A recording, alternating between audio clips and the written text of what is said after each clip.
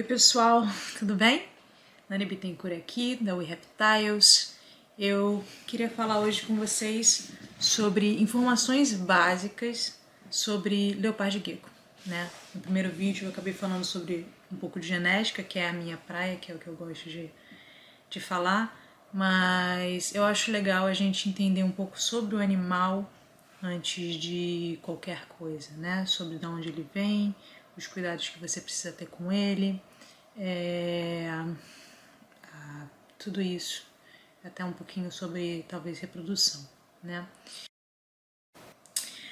O leopardo gecko ele é encontrado em regiões desérticas, secas, com bastante pedra.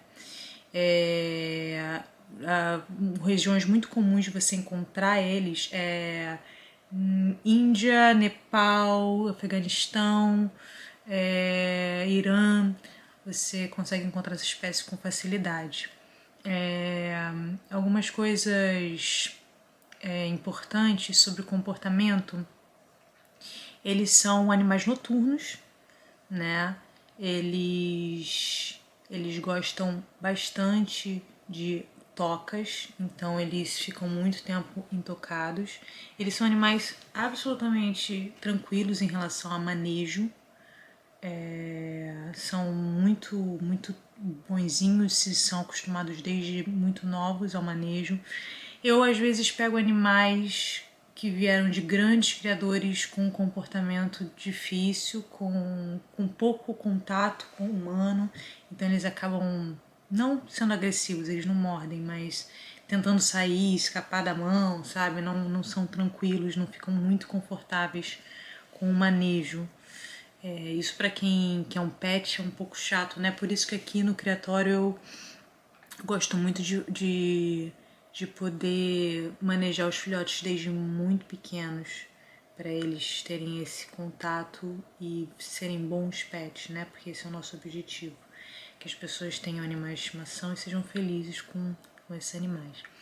Eles vivem cerca de 20 anos em cativeiro, podendo chegar a 30, tá? Um animal que vive bastante tempo. É super importante para quem tá querendo um animal de estimação novo, né? Saber que vai estar comprometido com aquele animal durante décadas. Diferente de alguns lagartos, o leopardo gecko ele tem pálpebra. Ele não tem a patinha dele, ela não cola, né? Como as lagartixas, como os cresteds, como os tocais. Então eles não escalam, né? Escalam, se tiver que escalar, vai escalar, mas não dessa forma por vidro ou parede, né? Então o leopardo ele muitas vezes é reconhecido como o primeiro lagarto a ser um pet popular, né? Talvez seja de fato o primeiro, se não é o primeiro, é um dos primeiros, pela facilidade, pelo temperamento, pela facilidade do cuidado que se tem. É sempre bom dizer que se o seu animal não está acostumado a muito contato, você precisa ter muita calma e não estressar o bicho, tá? Então, não ficar pegando toda hora. Se você vê que ele está desconfortável, pega um pouquinho, coloca no terrário de novo. Não é legal ficar estressando o animal. E é aquilo, o contato diário um pouquinho vai fazer com que ele se acostume com você. Filhotes mais do que adultos. Filhotes, quando tem muito contato, eles acabam virando adultos muito tranquilos, né? Adultos, às vezes, é um pouco mais difícil você conseguir reverter, né? Quando ele é um animal muito assustado, muito estressado. Em relação a terrário, né? Eu sempre recomendo um terrário de mais ou menos 50 centímetros aí de comprimento para um indivíduo. Eu prefiro criar leopardo geckos sozinhos, né? Eles não têm necessidade de serem criados em grupo e eu, pela minha experiência, muitas vezes acaba gerando estresse nos animais, ainda mais quando eles não estão acostumados. podendo comer um pedaço da patinha, do rabo do outro, por ter baixa visão e achar que aquele animal em movimento pode ser um inseto. Então eu sempre recomendo que eles sejam criados isolados. Eu vou tentar conversar com algumas pessoas que criam em grupo para vocês também terem essa outra visão, eu acho importante, né? Eu conheço algumas pessoas que têm muito sucesso criando em grupo, né? E alguns grandes criadores criam em trios e dá muito certo, 2 fêmeas e um macho. Eu particularmente prefiro deixar os meus animais sozinhos, até porque às vezes se eu for viajar e eles ficarem sem alimentação durante alguns dias, mais do que o comum, eles não, né, têm algum estresse, então eu prefiro sempre criar sozinhos em espaços maiores possível, né? Eles precisam de aquecimento, tá? É legal sempre você ter um spot no terrário mais quente e um outro mais frio para ele poder escolher aonde ele quer ficar, né? A temperatura durante o dia mais ou menos 31 graus, à noite entre 21 e 24, então cai bastante, né, como acontece no habitat natural deles. É sempre importante você ter um controle de umidade, né, assim como de temperatura. Eu sempre recomendo usar termostato, não deixar cabo, pedra, placa aquecida sem termostato, porque você pode superaquecer, aquele equipamento pode ter alguma questão, você vai perder seus animais, né? Eu conheço alguns casos de criadores que perderam todos os animais porque usavam uma placa inteira, uma fita daquelas de aquecimento inteiras, e superaqueceu e eles perderam os animais. Eu não recomendo isso. Aqui eu acabo usando muito cabo, alguma coisa de placa, eu uso cabo com termostato e aí eu consigo fazer esse controle de temperatura de dia mais alta e de noite mais baixa, né? É super recomendado o cálcio 3D, é uma coisa básica para os geckos, tá? Eles comem, como eu já falei, grilos, tenébrios gigante. Em alguns momentos você pode até dar rato recém-nascido. Eu costumo fazer isso na época de reprodução para as fêmeas, não com muita frequência, né, em algumas ocasiões específicas.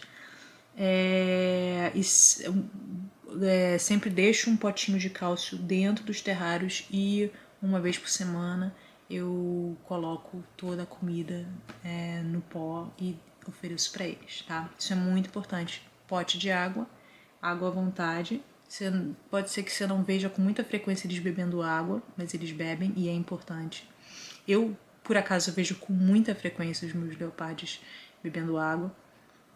Então, isso é meio básico. Eu já vi muita gente que não deixa pote de água nas caixas, nos terrários. Eu particularmente acho muito necessário, né? Mas cada um tem sua justificativa e cria do jeito que acha melhor. Eu acho muito importante, tá?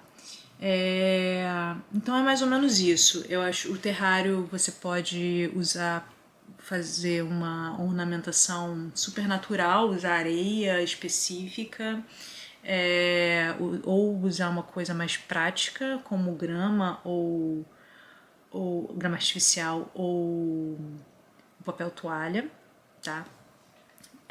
Sempre 2 tocas, uma em cada extremidade, um lado quente, um lado frio, água, potinho de cálcio, pronto, seu terrário está pronto. Você pode colocar planta, você pode colocar pedra, aí vai de cada uma, sempre acima de 50 centímetros, tamanho que vocês acharem válido. Para filhote, eu não recomendo espaços grandes, até porque eu sempre acompanho a alimentação dos filhotes diariamente. Todos os meus animais são alimentados na pinça. Eu gosto de ter esse contato e gosto de ter esse controle. Muitos criadores soltam lá, ou usam potes para tenebro, potes específicos para tenebro não sair, e tá tudo certo. Alguns animais, eu tenho esses potes nos meus... nas minhas caixas, mas eu não acabo não usando, só uso quando eu viajo, coloco lá uma quantidade de tenebro e deixo, tá? Volta e meia, às vezes eu coloco só para ele saber que aquilo ali é um alimentador e aí eu observo, tem animais que não aceitam, que não procuram, e tem animais que comem tudo. Então, isso é muito importante, vocês observarem o seu animal e saber o que ele precisa, tá? Cada animal tem a sua personalidade, cada indivíduo é um. A gente está falando de um réptil, um animal de sangue frio, que é mais fácil de você falar de temperamento diferente de mamífero. Mas observe, tá? Tem animais que comem muito bem, tem animais que comem muito mal, tem animais que passam meses sem comer, tem animais que comem tranquilamente, sem problema nenhum. Eu já perdi animais 100% saudáveis que simplesmente um dia pararam de comer e nunca voltaram a comer. Tive questões com animais normais e tive questões com animais enigmas que reproduziam, faziam tudo normalmente e simplesmente um dia pararam de comer e morreram, depois de 4, 5 meses. Por mais esforço que eu tenha feito, eu tive animais que ficaram internados foram processos diferentes com questões diferentes. A gente até pode falar sobre isso em algum momento, sobre veterinários, sobre quem eu recomendo. Tenho alguns amigos veterinários em São Paulo, no Rio de Janeiro. E eu acho que é isso, assim, para começar, para vocês entenderem um pouco do leopardo gecko. Esses são os cuidados básicos, tá? A gente sempre pode adicionar coisas bacanas. Eu vou falar depois sobre o habitat bacana, um habitat bacana para hognose e para fat-tail. Fat-tail é muito parecido, mas eu vou falar um pouquinho sobre o comportamento deles, porque eles são um pouquinho diferentes dos leopardos, tá bom? Obrigada, galera. Tenham um bom dia.